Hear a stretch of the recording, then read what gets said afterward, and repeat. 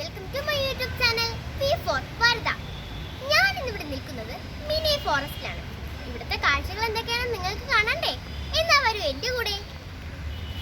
ആദ്യം തന്നെ ഒരു തുറന്നു കിടക്കുന്ന ഒരു വിശാലമായ ഒരു ഗുഹയുണ്ട്. ഞാൻ ആദ്യം കണ്ടപ്പോൾ വിചാരിച്ചു സിംഹം വല്ല ഉണ്ടാവുന്നു. ഒരാനയെ കണ്ടു ഇവിടെ നിൽക്കുന്നത്. നല്ല സുന്ദര കുട്ടപ്പനായിട്ട് നിൽപ്പുണ്ടല്ലേ. രണ്ട് കൊമ്പും നേരെ നിർത്തി തുമ്പിക്കൈയൊക്കെ വളച്ച് പിടിച്ച് എന്ത് രസമല്ലേ.